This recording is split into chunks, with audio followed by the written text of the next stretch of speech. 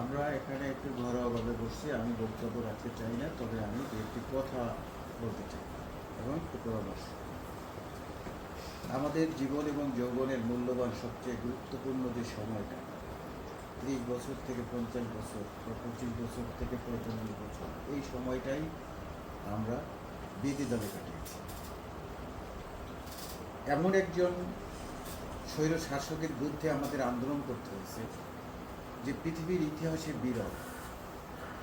স্বৈরাচারী শেখ হাসিনার যে শাসনামল, পৃথিবীর কোনো দেশে এই ধরনের শাসন আর ছিল বলে জানা নেই। পাকিস্তান আমলেও আইয়ুব খানেরও শাসন এত নিকৃষ্ট জঘন্য ছিল। ঠিক সেই সময়টায় আমরা ছাত্রদল শেষ করে জীবন এবং যৌবনের গুরুত্বপূর্ণ মূল্যবান সময়টা, যেখানে জীবন গড়ার সময়, পরিবারের জন্য সময় দেওয়ার সময়, নিজের জীবনকে প্রতিষ্ঠিত করার সময়, ঠিক সেই সময়টা আমরা রাজপথে আন্দোলনের মাধ্যমে কাটিয়ে দিয়েছি। 2018 সালের 8ই ফেব্রুয়ারি আপনাদের মনে আছে 144 ধারা জারি ছিল। সেই 144 ধারা ভঙ্গ করে আমরা রাজপথে ঝাঁপিয়ে পড়েছিলাম দেশনেত্রী বেগম খালেদা জিয়াকে জেলে যাতে না নিতে পারে এজন্য। আর বিদেশে বসে আমাদের ভারপ্রাপ্ত চেয়ারম্যান কষ্টে ছিলেন, মনের কষ্টে ছিলেন, আকুলভাবে তাকিয়েছিল দেশনেত্রীর কী হয় আজকে, তার মায়ের কী হয়। আমরা আমাদের ভারপ্রাপ্ত চেয়ারম্যান দেশনায়ক তারেক রহমানের দিকে আমরা তাকিয়েছিলাম। খালেদা জিয়া বন্দী হয়েছিল, আমরা ভেবেছিলাম আমাদের নেতা, আমাদের প্রিয় অভিভাবক তারেক রহমান দেশে ফিরে আসবে একদিন, আমরা আমাদের মনের কথাগুলো তার কাছে আমরা বলব। কিন্তু আজ 17 বছর পার করেছি, 18 বছর পার করেছি, 19 বছর পার করেছি আন্দোলন সংগ্রামের মধ্য দিয়ে আমরা এদেশে একটি গণতান্ত্রিক সরকার প্রতিষ্ঠিত করেছি। আমাদের ভারপ্রাপ্ত চেয়ারম্যান তৎকালীন, এখন দলের চেয়ারম্যান, তাকে আমরা প্রধানমন্ত্রী বানিয়েছি। দীর্ঘ 17টি বছর আমরা রাজপথে অতন্ত্র প্রহরীর ন্যায় দাঁড়িয়েছিলাম বলেই আজকের এমপি, আজকের মন্ত্রী, আজকের প্রশাসনের অনেক কর্মকর্তারা একটা নয়, দুইটা নয়, তিনটা নয়, একাধিক প্রমোশন নিয়ে আজকের তারা দেশ চালাচ্ছে। আর রাজপথের যে নেতাকর্মীগুলো আন্দোলন করেছিল, সংগ্রাম করেছিল, জীবন দিয়েছিল, গুলির মুখে দাঁড়িয়েও পিছুপা হয়নি।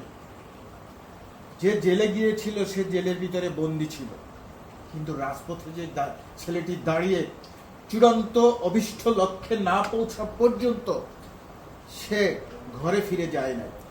আত্মীয় স্বজন, বন্ধু বান্ধব, সমাজের একজন নিগৃহীত ব্যক্তি হিসাবে আমরা সেদিন রাজপথে আন্দোলন করেছিলাম। আজকের সেই কথা বেমালুম সরকারে যারা আছেন এবং আমাদের দলের শীর্ষ পর্যায়ে কিছু নেতা, আমি বলবো পলিসি মেকার যারা আজকে, তারা ভুলে গেছেন। সুদিন আসলে দুর্দিনের কথা অনেকেই ভুলে যায়। আমরা ভেবেছিলাম আমাদের যুব দলের 18 বছরে পরে একটি কমিটি হয়েছিল, সেই কমিটিতে 251 সদস্য বিশিষ্ট একটি কমিটি হয়েছিল। আমরা 301 সদস্য বিশিষ্ট দাবি করেছিলাম। মাননীয় তখন ভারপ্রাপ্ত চেয়ারম্যান 251 সদস্য বিশিষ্ট একটি কমিটি দিয়েছিলেন।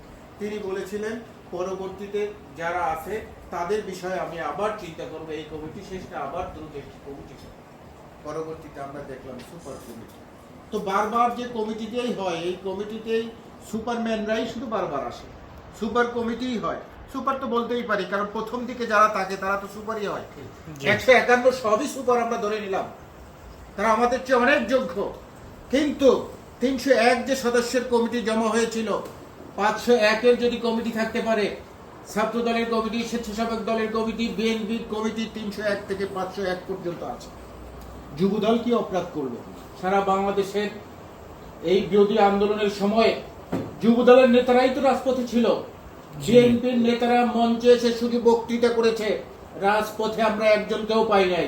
আমরা পেয়েছিলাম তাদেরকে মঞ্চে বক্তৃতা করার সময়, তারা এসে বক্তৃতা করেছে, তাদের নেতৃত্বে আমরা রাজপথে ছিলাম।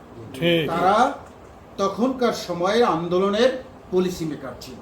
এখন যেমন সরকার পরিচালনার একটা পলিসি মেকার আছে, তখনও আন্দোলনের পলিসি মেকার হিসেবে এই বিএনপির নেতারাই ঘরে ছিলেন, মঞ্চে ছিলেন, পরামর্শ দিয়েছিলেন। তারেক রহমান বিদেশ থেকে আমাদের নির্দেশনা দিয়েছিলেন 2000 কিলোমিটার দূর থেকে। আমরা তার বাস্তবায়ন এই দেশে করেছিলাম। একটি দিনের জন্য, একটি মুহূর্তের জন্য নিরাপদে আমরা ঘরে থাকতে পারি নাই। প্রমাণ চাই, প্রমাণ তো আপনার কাছেই আছে। আপনি না মাননীয় প্রধানমন্ত্রী, আপনি আমার দলের চেয়ারম্যান, আপনি না সমস্ত খোঁজ খবর রাখতেন? আপনার কাছে কি এই খবরগুলো নাই যে কারা এই দেশে যুবদলকে প্রতিষ্ঠিত রেখেছে, কারা আন্দোলন করেছে, সংগ্রাম করেছে? আপনার কাছে আমি যতগুলো তালিকা জমা হয়েছিল, গ্রুপিং থাকতে পারে, সব গ্রুপের তালিকাই তো আপনার কাছে জমা ছিল। সেই গ্রুপের ভিতরে কারা ছিল? সবাই তো দলের ভিতরে দায়িত্বশীল কোনো কোনো জায়গায় তারা ছিল। আজকে তাদের মধ্যে না থেকে আপনি যাচাই করুন কারা আছে। ধরলাম 151 জন তখনও ছিল, আপনি এটাকে 251 অনায়াসে করতে পারেন। আপনার কাছে আমাদের অভিযোগ না, আপনার কাছে আমাদের আবদার, আপনার কাছে আমাদের দাবি। আমরা আপনার কাছে বলবো না তো কার কাছে বলবো? আমরা কি অন্য কারো কাছে বলতে পারি? জি না। 2018 নির্বাচনে অনেকেই জানেন আমাদের যুব দলের শীর্ষ পর্যায়ের অনেক নেতাদেরকে প্রেসার ক্রিয়েট করা হয়েছিল। ডিজিএফআই থেকে অফিসে পর্যন্ত গিয়েছিল, নির্বাচন করার জন্য বাধ্য করতেছিল। 2 কোটি, 4 কোটি, 5 কোটি টাকা করে দেওয়ার প্রলোভন দেখিয়েছিল যে আপনারা 30 জন আসেন। উনিও ছিলেন তার ভিতরে, আমাকেও বলেছিল। আমাদের প্রেসার ক্রিয়েট করার পরেও আমরা পালিয়ে বেরিয়েছি, হসপিটালে ভর্তি হয়েছি, নির্বাচন করতে আমরা যাই নাই। আমাদের সেই আত্মত্যাগ, আমাদের সেই ত্যাগ, আমাদের আজকের আমরা তো তাদের সাথে আঘাত করতে যাইনি। আমরা তো আন্দোলনে ছিলাম, রাজপথে ছিলাম, এখনো আছি। এই 2024-এর পরে গত 12 তারিখের যে নির্বাচন হয়েছে, 12ই ফেব্রুয়ারি যে নির্বাচন হয়েছে, এই নির্বাচনে এনসিপি যোগাযোগ করেছিল আমার সাথে। আমাকে তারা বলেছিল আপনাকে ওখান থেকে নমিনেশন দেওয়া হবে, আপনি আমাদের সাথে থাকেন। ফিল্ড পর্যায়ে যারা নমিনেশন চেয়েছিল যুবদলের, তার ভিতরে আমি একজন ছিলাম। তো সেখানে শত শত নেতাকর্মী নিয়ে এলাকায় আমি নির্বাচনের জন্য মিছিল করেছি, মিটিং করেছি, প্রোগ্রাম করেছি, কর্মসূচি করেছি। হাজার হাজার টাকা, লক্ষ লক্ষ টাকার ত্রাণ অনুদান আমি এলাকায় দিয়েছি। এই মেসেজটা কি কেউ আপনার কাছে পৌঁছায় নাই? অবশ্যই আপনি জানেন।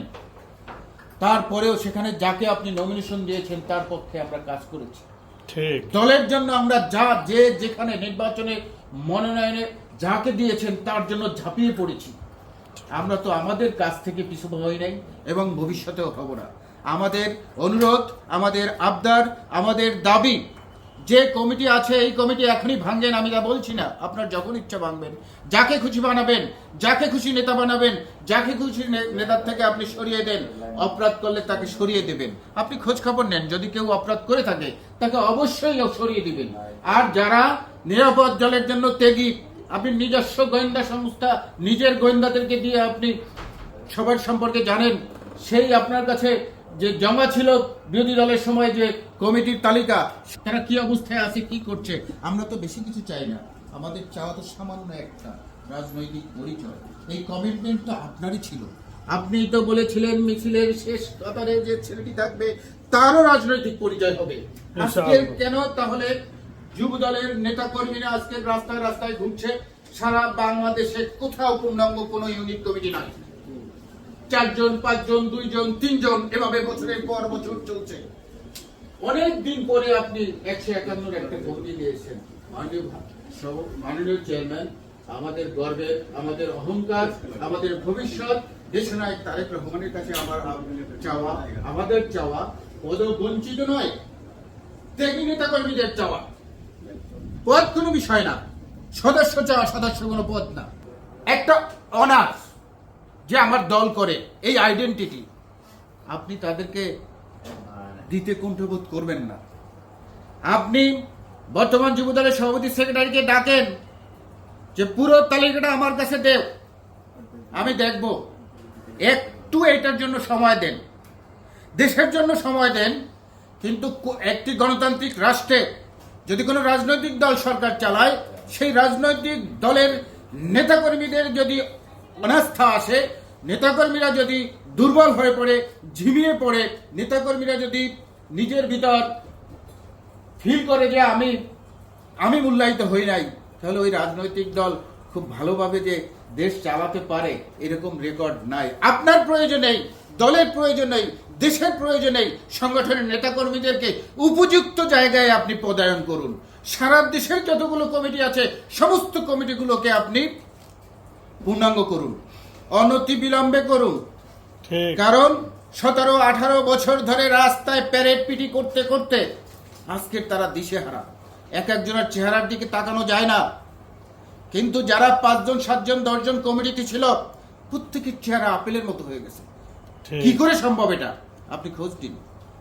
আপনার কাছে আমার রিকোয়েস্ট, আমরা আপনার কাছে একটি লিখিত স্মারকলিপিও আমরা দিব আপনার কাছে, যুব দলের প্রেসিডেন্ট সেক্রেটারির কাছেও দিব, মহাসচিবের কাছেও দিব।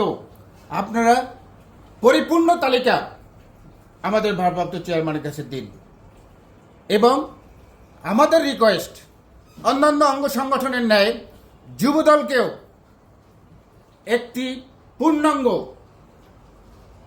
সংগঠনে, স্বয়ংসম্মত সংগঠনে পরিণত হওয়ার সুযোগ করে দিন।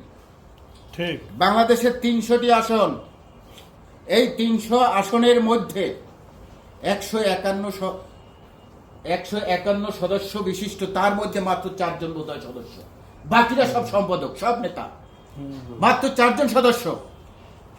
আপনি বাকি যে লোকগুলো আছে তাদেরকে যেখানে দেওয়া যায় দ্রুত সেই ব্যবস্থা করেন, এই অনুরোধ রেখে সকলকে ধন্যবাদ জানিয়ে এবং সাংগঠনিকভাবে গঠনতন্ত্র মেনে এবং নেতাদের কাছে এবং আমাদের দলের চেয়ারম্যানের কাছে আমাদের আবদার, আমাদের চাওয়া পাওয়া, একটা লিখিত প্রস্তাবনা তাদের কাছে আপনারা দেন। এই প্রস্তাব রেখে সকলকে ধন্যবাদ জানিয়ে আমি আমার কথা শেষ করছি।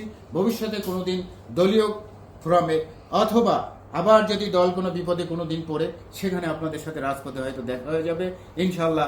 সকলের সুস্বাস্থ্য কামনা করে আমি আমার কথা শেষ করছি।